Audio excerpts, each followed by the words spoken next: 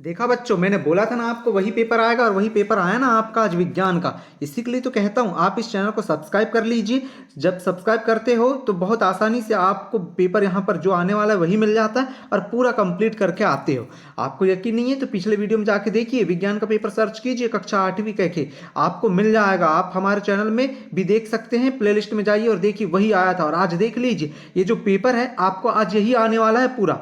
यहाँ मैं complete solution आपको इसका प्रोवाइड कराऊंगा। तो चलिए हम लोग बिना समय को व्यर्थ करते हुए आप लोगों के लिए आज अर्धवार्षिक पेपर का मूल्यांकन कक्षा 8वीं का कंप्लीट सॉल्यूशन लेके आए हैं। आज हम लोग गणित विषय का कंप्लीट सॉल्यूशन देखेंगे। पर बच्चों बार बार बोल रहा हूँ सब्सक्राइब कर लो, सब्सक्राइब करोगे तो आने वाले पेपर भी बहुत अच्छे से मिल जाए। सब्सक्राइब करना कहाँ, नीचे देखिए आपको SUB से जो सब्सक्राइब की स्पेलिंग चालू होती है वहां जाइए और उधर बाजू में जहां घंटी दिख रही है उसे क्लिक कीजिए और आल पे क्लिक कर दीजिए, जिससे कि आपका सब्सक्राइब हो जाएगा और पूरे वीडियो आपको आसानी से मिल जाएंगे। तो चलिए हम लोग पहला प्रश्न लेते हैं कक्षा 8वीं गणित का। आज संख्या रेखा पर ऋण 3 गुणा 3 का मान निम्नलिखित में से किस पूर्णांक के दाहिने ओर होगा। ऋण 3 गुणा 3 करे तो कितना होता है, ऋण 9 होता है। तो अब ऋण 9 जो है ऋण 10 के दाहिने ओर पे है। देखिए ऐसे हम लोग खड़े हो जाए यहाँ पर तो दाहिना ये वाला है और बाया हमारा ये वाला है। तो यहाँ पर ऋण 4 ऋण 9 0 ये तो सब कहाँ है, दाहिने ओर है। लेकिन दाहिनी ओर कौन स्थित है, तो दाहिनी ओर कौन कौन स्थित है, मतलब कि ऋण 10 के दाहिने ओर स्थित है। बाकी सबके कैसे हैं, बाकी सबके वो बाई ओर स्थित है। ठीक है, पहले का क्या हो जाएगा, ए हो जाएगा। दूसरा देखेंगे, परिमेय संख्या ऋण 12/20 का न्यूनतम रूप क्या होगा। परिमेय संख्या ऋण 12/20 का न्यूनतम रूप ऐसा लिखा है, ऋण 12/20, इसे 4 से काटिए, 4 पंचे कितना होता है 20 और 4 तिरे कितना होता है 12, अर्थात ऋण 3/5 क्या हो जाएगा उत्तर। दूसरे का क्या हो जाएगा हमारा सी सही हो जाएगा। अब तीसरा प्रश्न देखें। तीसरा प्रश्न क्या कह रहा है, तीसरा प्रश्न कह रहा है 3 की घात 2 है और इस पूरे की घात 4 है, तो इसका मान कितना होगा। तो अब यहां पर कुछ नहीं करना है, यहां पर करना है 3 और ये 2 गुणा कर देना है हमें 4। तो 4 दूनी कितना हो जाएगा 8 और घात कितने की हो जाएगी 3 की, अर्थात इसका उत्तर हमारा कौन सा सही है बच्चों, इसका उत्तर हमारा तीसरे का बी सही हो जाएगा। आगे देखें चौथा प्रश्न। चौथा प्रश्न क्या है बच्चों, किसी संख्या का 1/5 उसी संख्या से 20 कम है तो समीकरण होगा। किसी संख्या का 1/5 उस संख्या से, ये वाला इस संख्या से 20 कम है, तो हम 20 कम किधर करेंगे, इधर करेंगे। तो समीकरण हमारा पहले ही नंबर का क्या हो जाएगा, सही हो जाएगा। अगर आपको नहीं आता है ये तो और बहुत अच्छे से समझने के लिए आप कमेंट कीजिए, मैं आपको एक वीडियो की लिंक वहां पर दूंगा जिससे कि आप उसे बहुत अच्छे से समझ सकते हो। पर बार बार बोल रहा हूं बच्चों, जो पेपर में पूरा कंप्लीट सॉल्यूशन डालता हूं, ऐसा नहीं कि आधा विकल्प का डाल दिया और आधा फिर उसका दूसरे पार्ट में डालूंगा। यहाँ पूरे पार्ट में एक ही वीडियो में आपको कंप्लीट सॉल्यूशन देता हूं। ठीक है, पांचवा प्रश्न क्या है, कमेंट करके कुछ भी अगर डाउट लगता है तो पूछ लीजिएगा। 7/20 का प्रतिशत रूप क्या होगा। तो 7/20 प्रतिशत रूप चाहिए तो गुणा क्या कर दीजिएगा 100। तो 20 एकम 20, 20 पंचे 100। अब 7 गुणा 5 कीजिए तो कितना होता है 7×5 35, अर्थात कितना आ जाएगा यहाँ पर 35 आ जाएगा। तो पांचवे का क्या, 65 डिग्री कोण माप के या 65 अंश माप के कोण के पूरक कोण क्या होगा। दो कोणों का योग जब 90 अंश होता है तो हम उसे पूरक कोण कहते हैं। अब हमें एक 65 दिया है, तो अब 90 में से हम लोग जब 65 को घटा देंगे तो हमें पता चल जाएगा कि कितना आएगा पूरक कोण का मान। तो 10 10 में से, क्यों कि 10 हुआ, क्योंकि एक उधार लाए, 0 में से 5 नहीं जाता, 10 10 में से 5 गए तो यहाँ पर 5, यहाँ पर 8 में से 6 गया तो कितना बच गया 2, अर्थात हमारा छठवें का सही उत्तर क्या है बच्चों, छठवें का सही उत्तर क्या हो गया C 25। आगे देखेंगे, आगे क्या कह रहा है, किसी त्रिभुज के दो अंतः कोणों का माप 60 डिग्री और 40 डिग्री है तो तीसरा अंतः कोण क्या होगा। त्रिभुज इस प्रकार का है, त्रिभुज में एक 60 अंश एक 40 अंश है, तो हमें ये बताना है त्रिभुज के तीनों कोणों का योग 180 अंश। 60 और 40 कितना हो गया 100 हो गया, 180 में से 100 हो गया तो कितना आ गया 80 आ गया, अर्थात हमारा ए उत्तर क्या हो जाएगा सही हो जाएगा। तो सातवें का क्या ए सही है। आठवां प्रश्न पे चलें। आठवां प्रश्न क्या है, किसी 4 सेंटीमीटर भुजा वाले वर्ग का क्षेत्रफल ज्ञात कीजिए। वर्ग का क्षेत्रफल आपको पता रहना चाहिए क्या होता है बच्चों, वर्ग का क्षेत्रफल बराबर होता है भुजा का वर्ग। क्या होता है, भुजा का वर्ग, ये भुजा लिखिए इसका वर्ग, तो भुजा कितनी गई दी गई है 4, तो 4 का वर्ग कर देंगे मतलब 4 गुणा 4, तो 4 गुणा 4 करो तो कितना होता है 16 सेंटीमीटर का वर्ग, अर्थात हमारा उत्तर क्या हो जाएगा इसका 8वें का सी सही हो जाएगा। अगला प्रश्न देखिए 9वां, निम्नलिखित संख्याओं का बहुलक क्या होगा।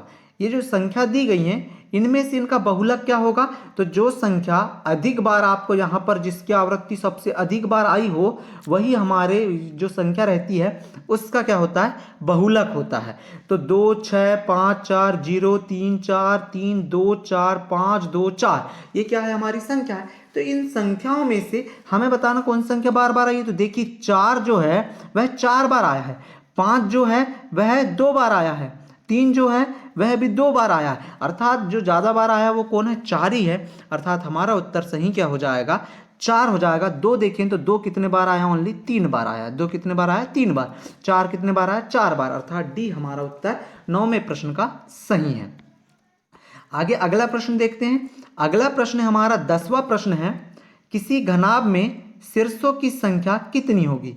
घनाभ आपने देखा होगा इस प्रकार का बनता है बच्चों घनाभ, इसमें हमें ये जो शीर्ष हैं 1 2 3 4 5 6 7 8 इनकी संख्या पूछा था, तो कितने शीर्ष होते हैं बच्चों 8 शीर्ष, और ये क्या है सब ये क्या है 12 6 फलक। तो इस प्रकार से आप देख लीजिएगा, उससे और समझना हो तो अगले वीडियो में समझा देंगे क्योंकि ये थोड़ा बड़ा हो जाता है जिससे फिर आप लोग स्किप करके देखते हैं तो फिर अच्छा नहीं लगता, इसके लिए यहाँ पर नहीं समझा रहे हैं, दूसरे वीडियो में समझा देंगे।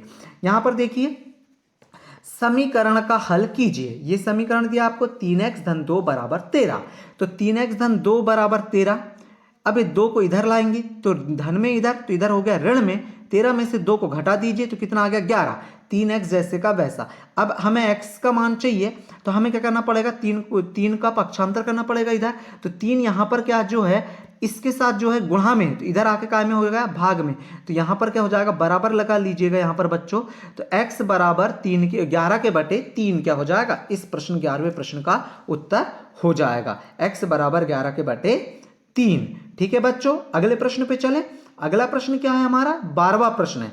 12वां प्रश्न क्या कह रहा है, 12वां प्रश्न कह रहा है यदि रोहन के घर से स्कूल की दूरी y = 5 मीटर है तो उसे घर से स्कूल और स्कूल से घर जाने में कितनी दूरी तय करनी होगी। आप भी जब कहीं से मान लीजिए आपका घर और स्कूल की दूरी 5 किलोमीटर है, आप कहाँ जा रहे हैं घर से स्कूल गए 5 किलोमीटर, फिर अब स्कूल से घर आ रहे हैं तो कितना चाहे आएंगे आप 5 ही तो आएंगे ना, तो 5 5 मिलके कितना हो गया 10 हो गया, या 2 गुणा 5 लिखते हैं हम लोग। तो यहाँ पर देखिए सेम वैसा ही करेंगे, रोहन के घर से स्कूल की दूरी x ऋण 5 मीटर, अतः घर से स्कूल और स्कूल से घर की दूरी y ऋण 5 धन y ऋण 5, 2 बार, एक घर से स्कूल और स्कूल से घर, दोनों को जोड़ दीजिए तो 2 कोष्टक में y ऋण 5 आ जाएगा, बराबर कितना आ जाएगा 2y। तो इस प्रकार से इस प्रश्न का उत्तर कितना हो जाएगा हमारा 2y ऋण 10, क्योंकि इस 2 का गुणा कर रहे हैं हम लोग, 2y का गुणा कर दिए, 2 का y में करे तो 2y और 10 5 में करे तो 2 गुणा 5 तो 10 होता है, अर्थात उत्तर क्या है 2y ऋण 10। थोड़ा देख लीजिएगा। ठीक है, अगला प्रश्न 13वां देखते हैं। यदि चाय बनाने के लिए दूध और पानी का अनुपात 1:3 रहता है तो 2 लीटर दूध से चाय बनाने के लिए कितनी मात्रा में पानी की आवश्यकता होगी। अब यदि चाय बनाने के लिए दूध और पानी का अनुपात कितना है 1:3 है, तो 2 लीटर दूध में पानी कितनी मात्रा होगी, तो 2 लीटर दूध में पानी की मात्रा जो चाहिए, तो पानी रहता है ऊपर, 2 लीटर यहाँ पर, और टोटल जो अनुपात दिया उसको जोड़ दीजिए नीचे, तो 2 एकम 2, 2 दूनी 4, तो कितना आ गया 3 के बटे 2 लीटर क्या है 2 लीटर पानी में 3 के बटे 2 लीटर पानी है। अगला प्रश्न देखिए 0.50 को प्रतिशत में लिखना है, जो 0.50 गुणा 100, तो इसका गुणा करे तो 100 का करे तो 50.00 आया, अर्थात यहाँ पर क्या आ जाएगा 50% क्या हो जाएगा 14 जो नंबर का क्वेश्चन है या 14 नंबर का, उसका उत्तर क्या हो जाएगा हमारा 50%। अगला देखिए 15वां क्वेश्चन है हमारा। 15वां क्वेश्चन क्या है, एक वस्तु को 1000 रुपये में खरीद कर 1100 रुपये में बेचा जाता है तो लाभ प्रतिशत हमें ज्ञात करना है। तो वस्तु का क्रय मूल्य कितना हो गया 1000 रुपये, विक्रय मूल्य कितना हो गया 1100 रुपये। ठीक है, अब लाभ बराबर क्या हो जाएगा 1100 में से 1000 को घटा दीजिए तो लाभ कितने रुपए का हुआ आपको 100 रुपए का। तो लाभ प्रतिशत का सूत्र क्या होता है लाभ बटे क्रय मूल्य गुणा 100। तो लाभ 100 क्रय मूल्य 1000 फिर गुणा 100। तो 2 शून्य से ये 2 शून्य गए, ये 1 शून्य से 1 शून्य गया, तो 10% जो आया वही आपके वस्तु का लाभ हुआ आपको, मतलब कि वस्तु को बेचने पर आपको 10% का लाभ हुआ है। अगला प्रश्न देखिए, दिए गए चित्र में त्रिभुज के बाह्य कोण x का मान बताना है। देखो अंतः कोणों का योग 180 होता है, पहले 50 दिया है फिर 60 दिया है, 50 और 60 को जोड़ो कितना हो गया 110, 180 में से 110 गया तो कितना आ गया 70, अर्थात ये कितना आ गया 70 आ गया। अब हमें पता है कि पूरे कोण का मान क्या हो जाएगा 180 में से जब हम लोग 70 को घटा देंगे तब हमें ये पूरे कोण का मान मिल जाएगा, मतलब कितना है 110, अर्थात x का मान कितना आ गया 110 आ जाएगा। 16वें प्रश्न का उत्तर क्या हो जाएगा x बराबर 110। आगे देखेंगे, अगला प्रश्न है दिए गए समद्विबाहु त्रिभुज में x का मान ज्ञात कीजिए। हमें दिए गए समद्विबाहु त्रिभुज में x का मान ज्ञात करना है। तो देखो ये जो समद्विबाहु त्रिभुज है तो ये भुजा और ये भुजा आपस में बराबर है, तो इस भुजा का सामने कोण 45 है तो इस भुजा का भी कोण कितना होगा इसके सामने का भी 45। 45 और 45 कितना होता है 90। अब 180 में से 90 को घटाए तो कितना आ जाएगा 90 आ जाएगा, अर्थात हमारा ये x कोण का मान कितना आ जाएगा 90 आ गया, इसका कितना आ गया 90। हम ऐसा ही बोल सकते हैं कि समकोण त्रिभुज हमें नजर आ रहा है, अर्थात समकोण त्रिभुज में कोण b बराबर कोण x बराबर कितना 90 डिग्री। ठीक है बच्चों, कोई डाउट लग रहा है क्या कमेंट कर लीजिएगा, अगर कुछ भी डाउट लगता है तो ठीक है, कुछ भी पूछना हो तो कमेंट करके पूछ लीजिएगा, मैं बता दूंगा। पर बच्चों पहले चैनल को सब्सक्राइब करो यार, देखो इसी वीडियो में और इसी चैनल में आपको पूरा कंप्लीट सॉल्यूशन मिलता है सभी प्रकार का, और जो भी पेपर आपको आने वाला रहता है वो इसी वीडियो में पूरा कंप्लीट मिल जाता है। और इस चैनल से जुड़े रहोगे तो आगामी जो भी पेपर है और जो भी वार्षिक पेपर हो या कोई भी जो पेपर होने वाले हैं सब प्रकार की जानकारी इसी में मिल जाएगी, इसके लिए इस चैनल से जुड़े रहिए आप। बार बार बोला जाता है दिए गए त्रिभुज ABC और त्रिभुज PQR सर्वांगसम है या नहीं, यदि हाँ तो सर्वांगसम संबंध को सांकेतिक रूप में लिखो। देखो AB भुजा 3.5 तो PQR भुजा भी 3.5, AC भुजा 5 सेंटीमीटर तो PR भुजा भी 5 सेंटीमीटर, और BC बराबर 7.1 तो PR बराबर 7.1, अर्थात जो है ये वाली भुजा इस भुजा के बराबर, ये वाली भुजा इस भुजा के बराबर और ये भुजा इस भुजा के बराबर है। तो इस प्रकार से हम कह सकते हैं कि हाँ दिए गए त्रिभुज ABC एवं त्रिभुज PRQ सर्वांगसम है। यहाँ SSS भुजा भुजा भुजा सर्वांग समता संबंध है। तीन भुजाएं जब आपस में बराबर हो जाती है तो हम उसको बोलते हैं भुजा भुजा भुजा सर्वांग समता। ठीक है, तो इस प्रश्न का भी उत्तर कर लीजिएगा 18वें का। अब 19 प्रश्न पे चलें बच्चों। 19वां प्रश्न का उत्तर देखेंगे आप लोग। क्या है 19वां प्रश्न, एक समांतर चतुर्भुज की एक भुजा और संगत ऊंचाई की माप क्रमशः 4 सेंटीमीटर 3 सेंटीमीटर है, तो समांतर चतुर्भुज का क्षेत्रफल ज्ञात कीजिए। मैं आपको बता दूं आधार जो एक संगत भुजा कह रहा है वो आधार है 4 सेंटीमीटर और ऊंचाई कितनी है 3 सेंटीमीटर। तो समांतर चतुर्भुज इस प्रकार का होता है जिसके आमने सामने की भुजाएं आपस में कैसी रहती हैं, बराबर रहती हैं। ठीक है, तो यहां पर देखेंगे आप समांतर चतुर्भुज का क्षेत्रफल बराबर होता है आधार गुणा ऊंचाई। तो 4 गुणा 3 तो कितना हो जाएगा 12 सेंटीमीटर का वर्ग। 4 गुणा 3 करेंगे तो 4 त्रे 12, अर्थात 19वें प्रश्न का उत्तर हमारा क्या हो जाएगा 4 त्रे 12 हो जाएगा। अगला देखें, अगला प्रश्न है आपका 20वां, एक पासे को फेंकने पर 5 आने की प्रायिकता क्या होगी। तो एक पासे को फेंकने पर क्या क्या परिणाम आ सकते हैं, आपको पता है क्या अंक क्या क्या आ सकते हैं। पासे पर 1 से लेकर 6 तक अंक होते हैं, अर्थात 1 2 3 4 5 6 ही अंक आ सकते हैं, उसके अलावा कुछ नहीं आएगा। अब एक पासे को फेंक रहे हो आप, तो बताओ एक पासे को फेंकने पर 5 कितने बार आ सकता है, एक ही बार आएगा ना। 5 आने की घटना कितनी होगी, 1 होगी, अर्थात 5 आने की प्रायिकता क्या हो जाएगी 1 के बटे 6, अर्थात क्या हो जाएगी 5 आने की प्रायिकता 1 के बटे 6 हो जाएगी। तो 20वें प्रश्न का उत्तर हमारा क्या हो जाएगा 1 के बटे 6। ठीक है, आगे बढ़े। 21वां प्रश्न देखें बच्चों। 21वां प्रश्न क्या कह रहा है, देखो मीना ने 9% वार्षिक दर से 1 वर्ष पश्चात 45 रुपए ब्याज के रूप में दिए। उसने कितना धन उधार लिया था हमें बताना। हमें दर दी गई है ब्याज की 9%, समय दिया गया है 1 वर्ष, ब्याज दिया गया है 45 रुपए। अब हमें कितना उसने धन लिया था या मूलधन जिसको कहते हैं वह कितना लिया था वह हमें बताना है। तो साधारण ब्याज बराबर होता है मूलधन गुणा दर गुणा समय बटे 100। तो यहाँ पर देखिए मूलधन बराबर क्या हो जाएगा, ब्याज गुणा 100 बटे दर गुणा समय। तो अब यहाँ पर देखो हल कर रहे हैं, हल क्या है, मूलधन बराबर क्या हो जाएगा, ब्याज 45, 100 गुणा का जैसे का वैसा, 9 दर है और 1 समय है। तो 9 से इसको काटे तो 9 पाना 45, तो 5 बचा और यहाँ पर 1 से तो कोई मतलब ही नहीं है, 100 को 1 से काटो तो 100 ही आएगा, तो 1 को 100 से काटे तो 100 का 100, तो 5 गुणा 100 करे तो 500 रुपये। अर्थात मूलधन की जो राशि है वह कितनी है, 500 रुपये है।